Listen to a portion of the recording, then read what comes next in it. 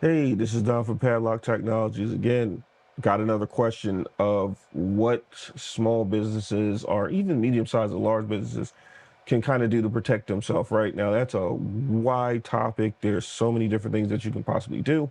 But one of the main threat vectors or where the main attack points are, for the most part, is going to be email and web.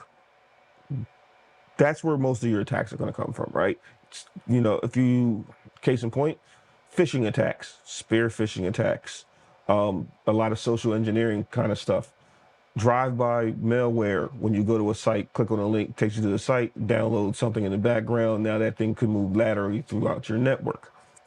But I came to this game thinking that, oh, you're going to brute force and do all that cool stuff that you see on, you know, James Bond and, Mission Impossible and hacker movies where they're trying to brute force into your network and doing all this moving around and, oh, they got it because you had some loophole in your firewall. Let me tell you something. It's a lot easier to get Susie, the receptionist, to click on a link and I get into your network that way than for me to try to go through all your security. As Kevin Mitnick said, the human being is always going to be the most vulnerable thing into your network. It's always going to be that. As long as you have human beings and they're using computers, they're the weak point in your network.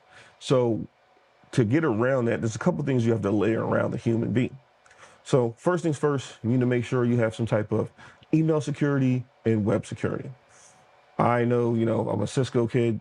I grew up in Cisco world, so I'm a Cisco baby, like most of us out here.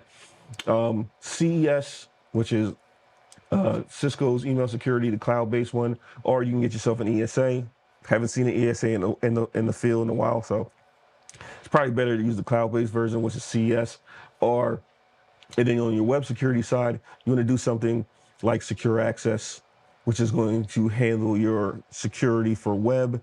If you don't have secure access and you're doing firewall work, you probably need to make sure. And I've seen this, and I've done so many audits, and this is one of the major things that I always pick out of an audit is the default internet rule just allows all ports outbound. Well, that's the first way you're going to get hit with a command and control situation because those ports are on high ports, right? They're on high level ports, or not high level ports, but higher ports than normal. They're not going to be on, 443 and 80.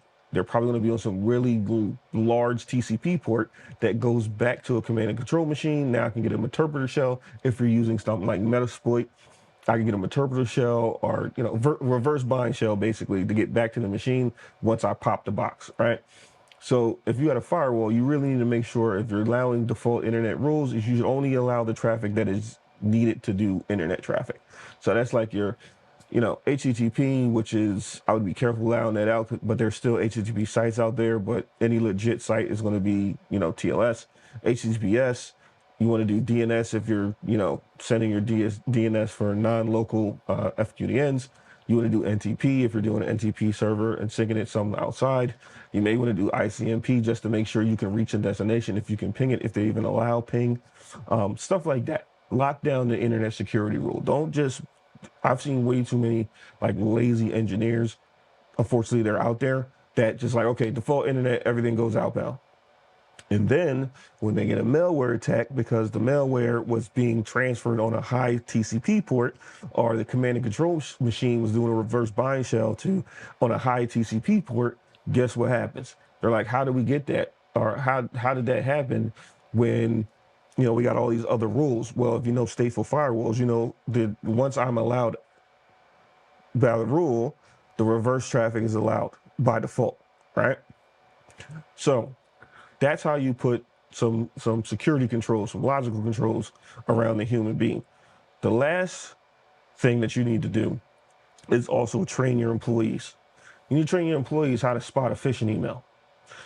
I've been in situations where, the CFO thought something was legit and they end up transferring $150,000, $250,000. I was in three incidents. One was 150, the other one was 350, and the last one was $750,000 because they got hit with a spear phishing attack. Now, the difference between a phishing attack and a spear phishing attack is a phishing attack is a more general attack. It's just trying to hit everybody. A spear phishing attack is a very tailored attack against high level people in your organization. They tailor their attack to sound like it's something legit that your C-level, your directors, your owners of the company would know. But again, the situations I've been, at least 3, CFO actually end up sending a huge amount of money. So you need to invest in social engineering training or just security training. Hey, this is what a phishing email would look like.